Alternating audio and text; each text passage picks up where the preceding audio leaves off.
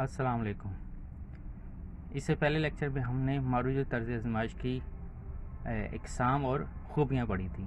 आज अब उस सबक का बाकी हिस्सा जो मारूजी तर्ज आज़माइश की खामियाँ, उसको बेहतरी या उसकी इस्लाह के लिए तजावीज़ के बारे में हम पढ़ेंगे। सबसे पहले इसकी खामी एक क्या सराई कि मारूजी इम्तहानात में क्या सराई का इम्कान ज़्यादा रहता है, क्योंकि हर सवाल के आखिर में कोई मुमकिन जवाब दिए होते हैं जिनमें से कोई एक सही होता है। अगर तालिब इल्म महज अंदाज़ा भी लगा ले तो भी उसे पूरा नंबर मिल जाता है। ऐसी सूरत में उस तालिब इल्म का काबिलियत का अंदाज़ा हम नहीं लगा सकते, बल्कि वो सिर्फ अंदाज में उसका जवाब देता है। उसके जवाब सही भी हो सकते हैं और गलत भी हो सकते हैं। इसमें क्या सराई का चांसेस ज़्यादा होते हैं कि अपनी तरफ से, जिसे हम तुक्का लगाना कहते हैं, कि इस तरह वो अंदाज़ा लगा लेता है कि ये जवाब मुमकिन है, ये जवाब सही हो, उसका जवाब सही भी हो सकता है। फिर नकल का रुझान, क्योंकि इस तरीके में नकल करना निस्बतन आसान होता है, क्योंकि तालिब से दाएँ बाएँ देख कर साथी ने किस में निशान लगाया और बगैर पढ़े भी उसके जवाब अच्छे नंबर ले सकता है। उसे अंदाज़ा लगाना था कि मेरे साथ आगे या पीछे या दाएँ में जो बैठा है उसने किस जवाब पर निशान लगाया, तो उसी जवाब को निशान लगा जिसका मुमकिन है उसका सही भी हो। तो इस सूरत हाल में नकल करना मुमकिन आसान होता है, जबकि मजमून तर्ज की आज़माइश होते हैं, इंशाई तर्ज आज़माइश होता है, उसमें ये नकल लगाना मुश्किल हो जाता है, उसमें चांसेस कम होते हैं। फिर तैयारी मुश्किलात कि हमारे जो उस्ताद हैं उनको ट्रेनिंग नहीं है, तो इसलिए उन्हें मारूजी तर्ज आज़माइश तैयार करने में ख़ास दिक्कत पेश आती है, और ना ही ऐसे इदारे मौजूद हैं जो ऐसी आज़माइशें तैयार करवाते हैं। इसलिए ना तो उस्ताद और ना खुद आज़माइशें तैयार कर सकते हैं, ना ही हमारे पास ये रेडीमेड या बनी बनाई दस्तियाब होती हैं कि वो वहाँ से ले जाए, जो इस्तेमाल कर ले जाए। इससे हमारे निसाब में इस किस्म के इम्तहानात को देना बहुत मुश्किल हो जाता है। फिर तफ़हीम की कमी, यानी कि समझ की कमी है। मारूजी इम्तहानात में तलबा के ख़यालात की तंजीम, उनके बेहतर इजहार का मौका नहीं मिलता, बल्कि तलबा के मुतालिक अपनी आम मालूमात का इजहार भी नहीं कर सकते। इसके अलावा उन्हें हक़ाइक़ से नतीजा निकालना और जिद्दत पैदा करने की उनमें अहलियत भी ख़त्म हो जाती है। वो मालूमात को सिर्फ़ अपनी याददाश्त में महफूज करने के मुतमन्नी होते हैं, चाहे समझ में आए या ना आए, और तफ़हीम की कमी उससे अमली ज़िंदगी में बहुत से मसाइल से दो चार करती है, जिस वजह से वो चीज़ों को समझ नहीं पाता, उसे अपने हिसाब के बारे में सही तरह मालूमात नहीं होती। फिर सतही इल्म कि इस तरह के इम्तिहान में क्या होता है, जो इम्तहानात को आगे थे उसमें सिर्फ सतही इल्म होता है,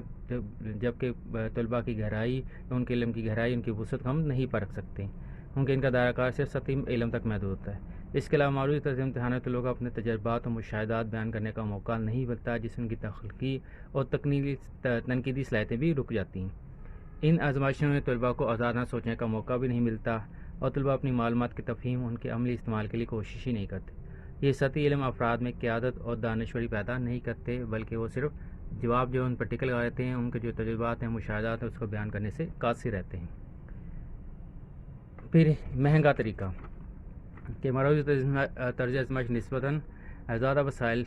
का तकादा करती है, कि पर्चों की तैयारी है, उसकी छपाई है, उस पर बहुत सारा वक्त सर्फ होता है, रकम खर्च होती है, और इतनी फ़ीसदी रकम हमारे तालीमी इदारे इम्तहानात पर ख़र्च करने के मुतहम्मिल नहीं हो सकते, कि बजट की कमी होती है, इसलिए वो इसको तैयार नहीं कर सकते। इसकी छपाई, इसकी तैयारी, फिर इसको चेक करने के लिए भी काफ़ी वक्त दरकार होता है। इस पर अखराजात बहुत ज़्यादा आते हैं, जबकि मजमून तर्ज आज़माइश या इंशाई तर्ज आज़माइश के उसको पेपर तैयार करना भी आसान होता है, उसको छापना भी आसान, और उसकी चेकिंग भी आसान हो जाती है।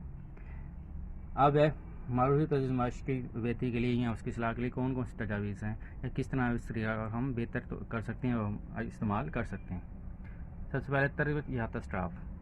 सबसे पहले मारूजी तर्ज आज़माइश की तैयारी, क्योंकि एक बहुत ही पेचीदा और फ़नी और मुश्किल काम है, इसलिए इसकी तरबियत बहुत ज़रूरी है। इसलिए बाकायदा तरबियत याफ्ता साज़ा या तरबियत याफ्ता स्टाफ की ज़रूरत रहती है। लिहाजा इन आज़माइशों की तैयारी के तजर्बाकार अफराद की जिम्मेदारी लगाई जाए, और ऐसे अफराद जो जायज़े उसकी इक़साम, मकासिद और तरीक़ाकार से वाकिफ़ हों, उनको पेशा ट्रेनिंग दी जाए और उनसे फिर ये काम लिया जाए, ताकि बच्चों के नफसियाती तकाज़ों के मुताबिक इम्तहानात तैयार कर सकें। फिर सवालात की तादाद, मारूजी तर्ज आज़माइश के सवालात की तादाद माकूल होनी चाहिए, मुनासिब होनी चाहिए। इन सवालात में इस्तेमाल होने ज़ुबान सादा, आम फहम, वाज़ेह और समझ आने के काबिल होना चाहिए, ताकि बच्चों को सवाल अच्छी तरह समझ आ सके कि पूछा क्या जा रहा है। और सवालात की तादाद ना इतनी ज़्यादा हो कि बच्चे ताहट का शिकार हो जाएं, और ना इतने कम हो कि बच्चे या तलबा जल्दी जल्दी करके फारिग हो जाएं और टाइम उनका ज़ाया हो। सवालात अगर औसत तलबा की ज़हनी सतह के मुताबिक होंगे तो ज़्यादा मौसर नताइज हमारे सामने आ सकते हैं, इसलिए तलबा की ज़हनी सलाहियत को सामने रखते हुए सवालात मुरतब किए जाएँ। ज़ुबान भी आसान और काबिल फ़हम होनी चाहिए। फिर नताइज मुरतब करने में महारत। پہلے تو یہ تھا اساتذہ امتحانات کو چیک کر لیتے تھے، پیپر چیک کر لیتے تھے اور کے نمبر لگا دیتے تھے، لیکن آج کل جدید دور ہے، شماریاتی طریقے استعمال کیے جا رہے ہیں، لیکن اساتذہ کو ان شماریاتی طریقوں کے بارے میں بھی علم ہونا چاہیے۔ نتائج مرتب کرنے کے لیے شماریاتی اختیار کیے بغیر ہم زیادہ تعداد کے طلباء کے نتائج مرتب نہیں کر سکتے، اور خاص طور پر جب یہ آزمائش قومی یا صوبائی سطح پر لاگو کی جائے تو اس لیے اس کی شدت اور ضرورت بڑھ جاتی ہے کہ ہمارے پاس ٹیکنیک ہو، شماریاتی طریقے ہوں، ہم اس کو استعمال کر سکیں۔ پھر منفی پیمائش، ماضی طرز آزمائش کی مارکنگ کے لیے منفی پیمائش کا طریقہ بھی استعمال کیا جاتا ہے، یعنی اگر طالب کسی سوال کا غلط جواب دیتا ہے تو اس کے نمبر بھی کٹ جاتے ہیں، کل نمبر میں سے اس کے نمبر بھی کاٹے جاتے ہیں۔ اس کے لیے مختلف طریقے استعمال کیے جاتے ہیں کہ آپ کے پاس آپشن کتنے ہیں، غلط صحیح ہیں یا تفصیل و انتخابی ہیں یا ٹرو فالز ہیں، صحیح غلط ہے، تو اس لحاظ سے اس کی منفی مارکنگ بھی کی جاتی ہے، جس کو نیگیٹو مارکنگ بھی کی جاتی ہے۔ اس کا بھی خاص طریقہ ہوتا ہے، جسے فارمولا ہوتا ہے ایس برابر آر ڈبلیو بٹا این مائنس 1۔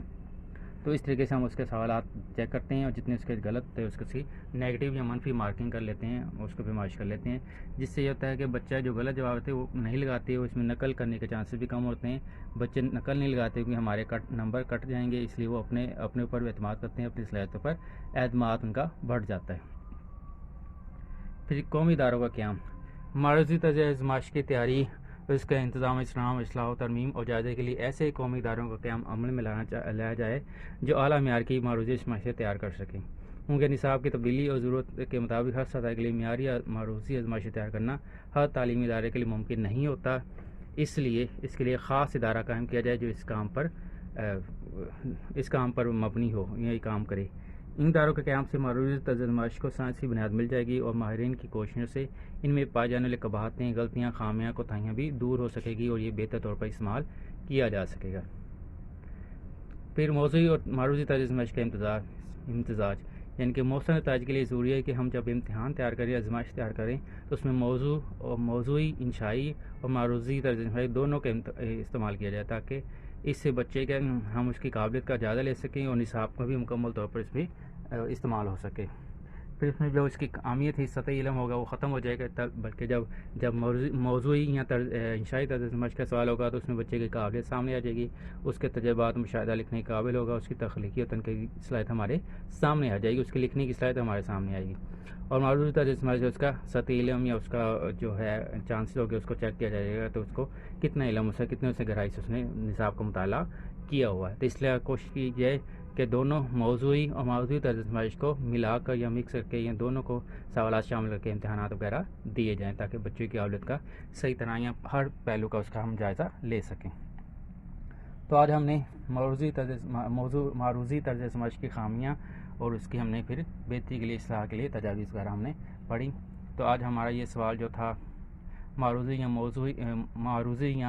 معروضی طرز آزمائش کے لیے سوال تھا، اس کی ہم نے آج مکمل کر لیا۔ پہلے سے ہم نے پچھلے لیکچر اس کی اقسام اور خوبیاں پڑھی تھیں، آج اب اس نے خامیاں اور اس کی اصلاح کے لیے تجاویز وغیرہ ہم نے پڑھی،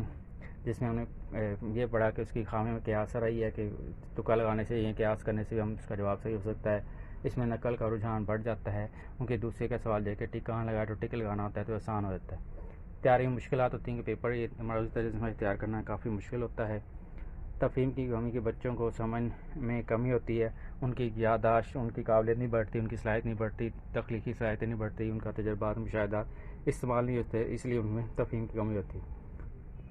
یہ امتحان سطحی علم ہوتا ہے کہ اس سے سوال دیا جاتا ہے، اب بچے سے اس کو ٹک مارک لگا دیتے ہیں کہ یہ جواب ہوگا، اس کا سطحی علم ہوتا ہے، ان کے گہرے مطالعے کا عمل دخل کم ہو جاتا ہے۔ اس کا پیپر کی تیاری، اس کو چھاپنا، اس کو تقسیم کرنا اور اس کی مارکنگ کرنا کافی مہنگا کام ہوتا ہے، اس لیے یہ بہت خرچ والا کام ہے یا خرچ نشین والا کام ہے۔ اس کی بہتری کے لیے ہم کیا کر سکتے ہیں کہ تربیت اسٹاف بنایا جائے، تاکہ لوگوں کو ٹریننگ ہو، سوالات کیسے تیار کرنے ہیں، ان کو استعمال کیسے کرنا ہے طلباء کی ذہنی سطح کے لحاظ سے، تو تربیت یافتہ اسٹاف بہت ضروری ہے۔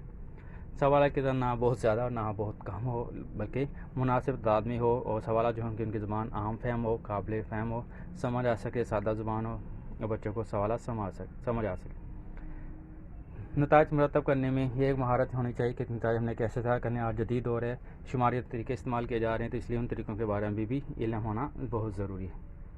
منفی پیمائش بھی شامل کی جا سکتی ہے کہ اگر سوال جواب غلط دیتے ہیں تو اس کے منفی یا نیگیٹو مارکنگ ہوگی، اس سے بچے کا نقل کا رجحان کم ہوتا ہے اور بچے کا اپنے آپ پر اعتماد بڑھ جاتا ہے۔ پھر قومی اداروں کا قیام کہ اس طرز آزمائش کے لیے قومی ادارے قائم کی جائیں تاکہ وہ یہ ایک آزمائشیں تیار بھی کریں، ان کو ٹیسٹ بھی کریں اور سائنسی بنیادوں پر اس کو تیاری کی جائے تو ان کو چیک کیا جائے اور نصاب بدلنے کے ساتھ ساتھ ان کی تبدیلی بھی ممکن ہو سکے۔ اور آخری تھا موضوعی طرز آزمائش اور معروضی دونوں کو مکس کر کے دیا جائے تو پیپر میں دونوں چیزیں شامل کی جائیں تاکہ بچے کے سطحی علم اور گہرائی علم کا مطالعہ کیا جا سکے، اور اس طرح ہم بہتر طور پر اس کے نصاب کا جائزہ لے سکتے ہیں۔ تو امید ہے آپ لوگوں کو آج سمجھ آیا ہوگا اس لیکچر۔ السلام علیکم۔